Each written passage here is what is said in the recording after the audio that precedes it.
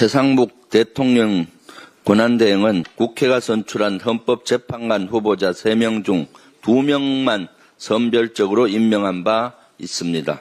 그러면서 여야 합의가 확인되지 않았다는 말도 안 되는 주장을 펼쳤습니다. 김영두 헌법재판관도 이렇게 반문했습니다. 도대체 무엇을 근거로 후보자 2명은 여야가 합의가 있었고 나머지 1명은 합의가 없었다고 판단하는 것인지, 또 그걸 판단할 권한이 권한대행한테 있는 것인지 의문이다. 그렇습니다. 국회 몫의 헌법재판관을 대통령이 임명하는 건 형식적인 임명권입니다. 이에 따라서 권한대행은 그대로 임명해야 한다는 게 헌법학자들의 중론입니다. 헌법재판소가 오늘 이에 대한 위헌 여부를 결정합니다. 최상목 대행은 헌재의 결정이 나오는 즉시 마은혁 후보자를 임명해야 합니다. 그렇지 않으면 대한민국의 사법부이자 최고법원을 무시하는 겁니다.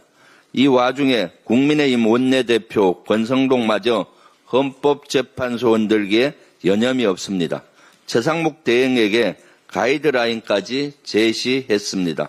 마은혁 재판관 임명 거부에 대해 위헌 결정이 나와도 따르지 않아야 한다고 주장했습니다. 노골적으로 대한민국의 법치주의를 부정하라는 겁니다.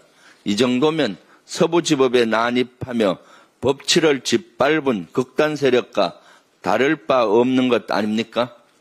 헌법재판의 권위와 독립성을 흔드는 행위가 대한민국의 공당, 그것도 여당 원내대표 자격에 부합하는 것인지 곰곰이 생각해 보시기 바랍니다.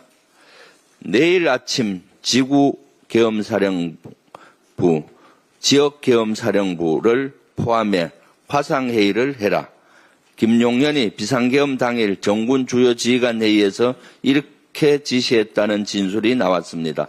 한겨레 보도에 따르면 검찰은 군 관계자들을 참고인 조사하는 과정에서 이 같은 진술을 확보한 것으로 보입니다. 매뉴얼에 따라 지구 지역계엄사를 구성하려고 했던 게 아니라 김용현의 직접적인 지시가 있었다는 얘기입니다. 특히 이는 국회에 대한 경고용으로 단시간에 계엄을 마무리하려고 했다는 윤석열 측의 주장과 완전히 배치되는 겁니다. 지구 지역계엄사는 지방 곳곳에 행정과 사법권을 장악하는 조직입니다. 이를 통해 윤석열 일당은 대한민국을 자신들의 절대 왕정으로 만들려고 했던 겁니다. 국민의 도움으로 국회가 계엄을 해제하지 못했다면 우리의 일상은 어떻게 됐을까요? 생각만 해도 끔찍합니다. 혹자는 윤석열에 대한 자비와 연민을 운운합니다. 그러나 상식을 가진 국민이라면 이런 내란 세력에 대해 자비를 논하는 것은 절대 있을 수 없다는 점을 거듭 강조합니다. 해병대 공간을 복원해야 합니다. 이재명 대표가 페이스북에 올린 글입니다. 저 역시 적극 지지하고 동의합니다. 해병대 공간은 국민모금으로 지어졌습니다. 12.12 군사반란 때는 해병대 공간 경비대가 목숨을 걸고 반란 세력에 맞서 싸웠습니다. 이처럼 해병대 공간은 자랑스러운 해병대의 역사가 담겨 있는 곳입니다. 그런데 지금은 내란 세력 경호처장의 공간으로 쓰이고 있습니다. 대통령실을 용산으로 졸속 이전할 때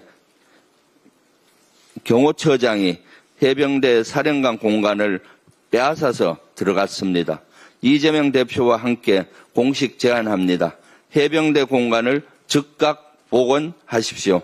이는 해병대 역사를 되찾고 비정상을 정상화하는 첫걸음이 될 것입니다. 이상입니다.